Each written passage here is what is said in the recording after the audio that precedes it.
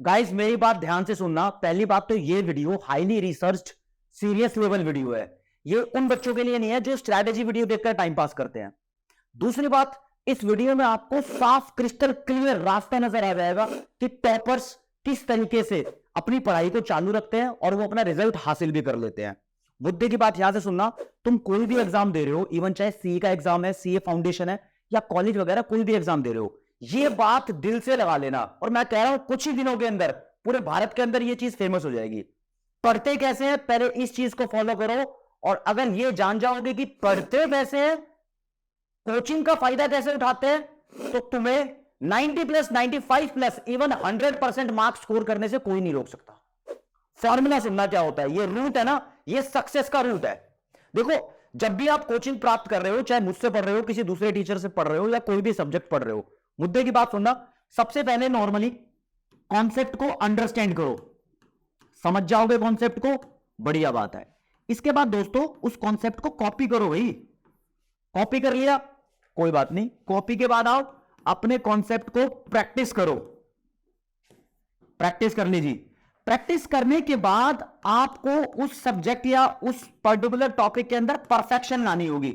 उस्ताद perfection कैसे आती है? परफेक्शन आएगी तो उसको एक बार और प्रैक्टिस करोगे, 1+ बोल दिया, और साथ साथ में उस चीज की रिवीजन कर लोगे।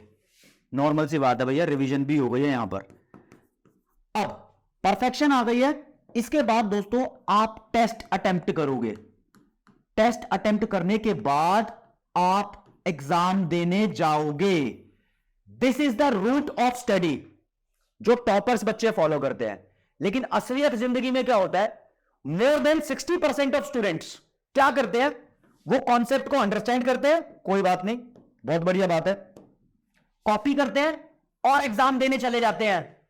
ये पास होने वाले बच्चों की कैटेगरी है, ये जस्ट पास होना चाहते हैं, सिर्फ पास। और बताओ, इतने सारे स्टूडेंट्स हैं जो सिर्फ कॉन्सेप्ट को समझने के बाद सीधा एग्जाम देने चले जाते हैं। ये हाई रिस्क कैटेगरी है भाई।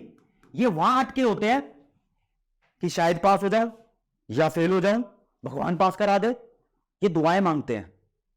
यहां फंसने वाली बात है, ये जो क्राउड है ना, ये सबसे ज्यादा होता है, इसलिए सबसे ज्यादा स्टूडेंट यही लाइक करते हैं। बहुत कम स्टूडेंट है जो टॉपर्स बन पाते हैं।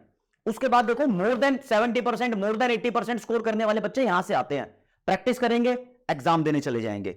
इससे भी ऊपर जाना है, आपको परफेक्शन लेनी होगी टॉपिक में या सब्जेक्ट में जो भी तुम पढ़ रहे हो, वहां पर आपको प्रैक्टिस एक बार नहीं 2 बार करनी है। काफी सारे बच्चे, डिपेंड करता है यार कि कुछ बच्चे बहुत जल्दी कॉन्सेप्ट को ग्रैब कर लेते हैं, कुछ बच्चे की थोड़ी कैपेसिटी कम होती है, तो वो प्रैक्टिस 1 से 2 से 3 बार भी प्रैक्टिस करते हैं। फिर रिवीजन करेंगे और रिवीजन के बाद टेस्ट अटेम्प्ट करेंगे। जितने ज्यादा तुम टेस्ट अटेम्प्ट करोगे उतनी बारीकियों में कूद जाओगे और फिर वहां से आप तैयार होते हो द एग्जाम के लिए। सीए फाउंडेशन के पेपर में भी यही बात लागू होती है। आपको ये रूट अपनाना है, चाहे बात हो इकोनॉमिक्स की, चाहे मैथ्स की बात हो, चाहे लॉ की या फिर अकाउंट्स की। इसके अलावा आप सभी एग्जाम के लिए इस फॉर्मूले को यूज कर सकते हो। खैर मुद्दे की बात पे आता हूं। मैं आपको बताना चाहता हूं मोर देन 95% मार्क्स आप इकोनॉमिक्स में कैसे स्कोर कर सकते हो। टफ नहीं है, इजी भी नहीं है, मुश्किल है, लेकिन पॉसिबल है। कैसे पॉसिबल है, मैं आपको ये बताने ही नहीं आया। नॉर्मल सी बात कि यहां पे अपना एक स्ट्रिक्ट टाइम स्केड्यूल बना लो, डिसिप्लिन में रहो, हेल्दी खाना खाओ, थोड़ा बहुत आउटडोर गेम्स भी खेल लो। ये छोटी मोटी बातें नहीं बताने आया। और मैं ये भी नहीं बताने आया आपको कि एक दिन में 8 घंटे पढ़ो, एक दिन में 10 घंटे पढ़ो। प्यारी बात बताऊंगा जो काम में आएगी, मान लोगे तो आई लाइफ सेट हो जाएगी।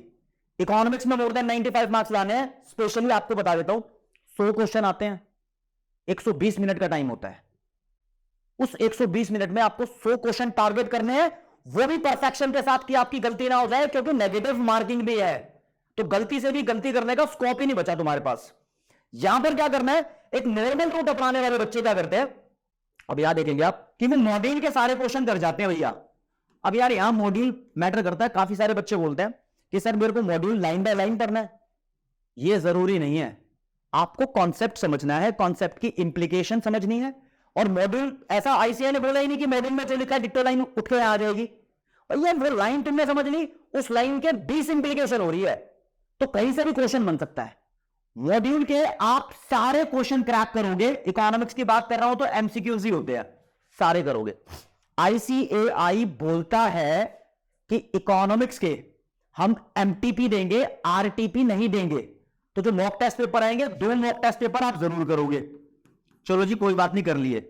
फिर आपको प्रीवियस ईयर क्वेश्चन देखने हैं। ये जितने ज्यादा देख लो, आपको एग्जाम स्टाइल का पता लगता है यहां से, और कुछ क्वेश्चन उठ के भी आते हैं। मैं बता रहा हूं, एमटीपी और पीवाईक्यू से 25% पेपर आता है तुम्हारा। यहीं तुम आधी बातें किल कर रहे हो।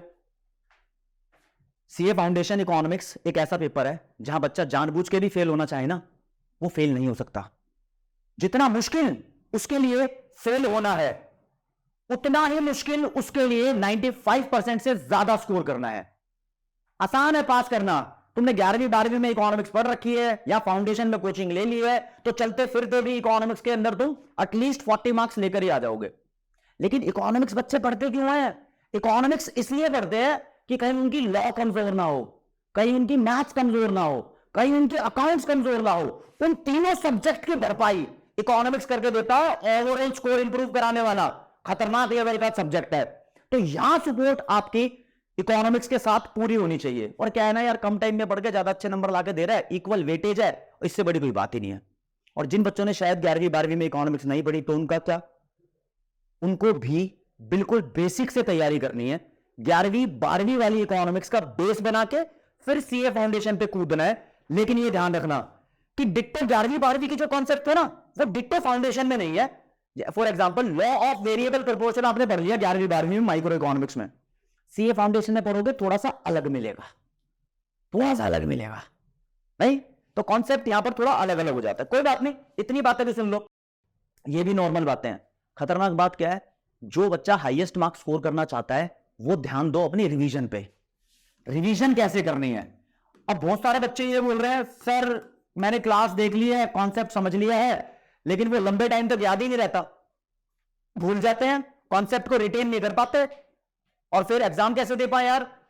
अब मैंने ये वाला चैप्टर पढ़ लिया, पुराने वाला भूल गया, दूसरे चैप्टर की क्लास आ गई, तीसरे चैप्टर की क्लास आ गई, फिर दूसरे सब्जेक्ट की क्लास आ गई, पुरानी चीजें भूले जा रहे हैं, काश पास हुआ, अपना सब कुछ मिस कर दिया मैंने, बैकलॉग भी इकट्ठा हो गया।